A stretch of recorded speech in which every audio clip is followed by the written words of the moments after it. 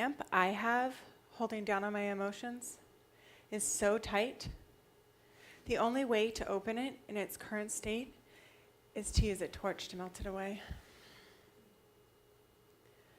Every night I go to bed, I imagine tomorrow is going to be different.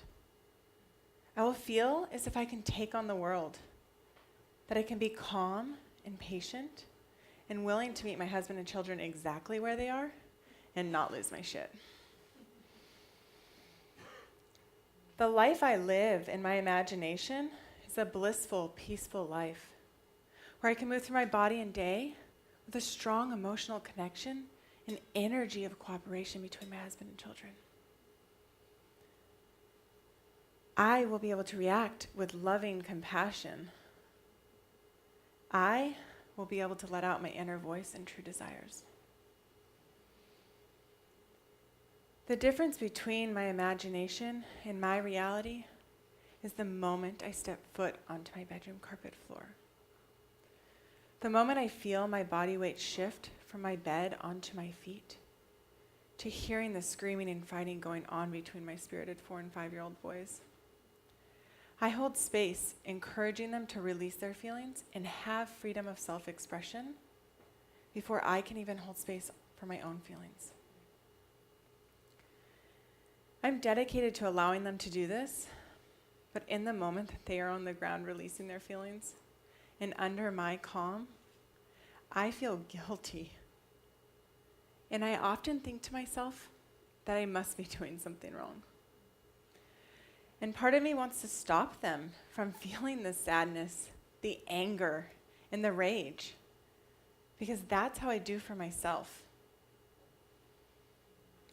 The thoughts and feelings I am pushing away are negative and self-destructive. The nonstop thought that spins in my head like a broken record player is fear.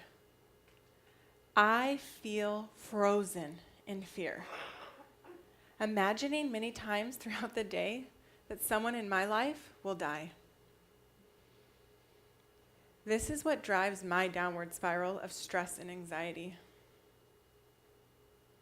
It wasn't always like this that I kept my emotions and feelings to myself. On March 26th of 2007, I'd arrived just to meet my mom for a quick visit at her work.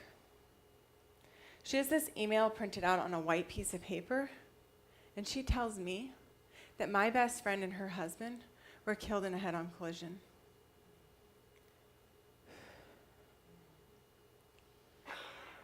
The car that I was supposed to be in with her, but I decided at the last moment that I was going to stay back and not be that third wheel as they ventured off onto their new journey home. In the moment that I had received this news that Brittany had died, I felt sad and angry and totally confused, all bottled up into one.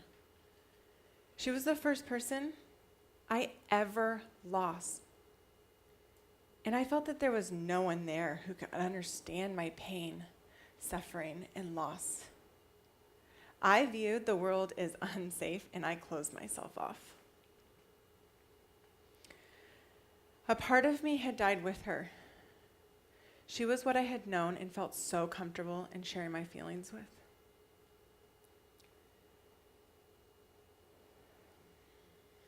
I didn't have to hide anything from her.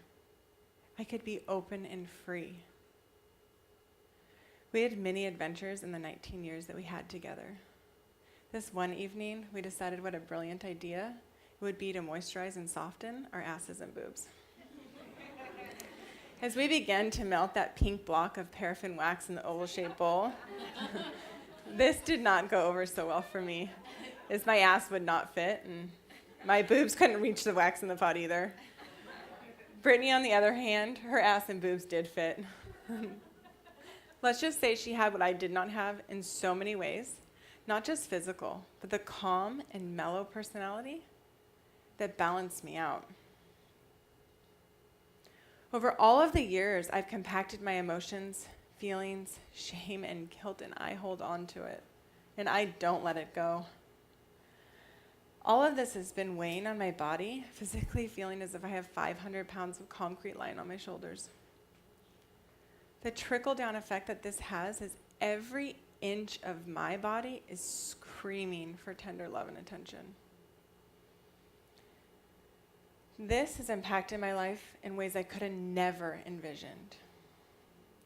Not having the ability to let out my inner voice and true desires has put tension on my relationships, especially with my husband, who's better at sharing his emotions than I am. I've never asked my husband for one of my deepest desires. I imagine it will go something like this. Sitting him down and telling him he cannot speak, he cannot move, and no gestures are allowed, so that I can finally tell him everything I need him to hear without being distracted by his curiosity. I was finally going to allow him into my emotional existence, which he has been asking permission for the last 10 years. I will tell him all the thoughts that go through my head. Am I enough? Am I doing enough? Am I doing this parenting thing right? What am I doing wrong? I must be doing something wrong. And all the pain that my body is carrying throughout the day. I imagine the look on his face when I am all done, his tears streaming down, his jaw has dropped to the floor, and he is speechless, which he never is. A couple of months ago, I took a leave of absence from work, and I finally took that blowtorch to melt away the clamp that has been holding down my emotions. I no longer feel like I have to hold all this shit together, appearing to the outside world that everything is okay. I now go to bed, and I know tomorrow is going to be different. I'm no longer afraid of losing my shit. I just lost it.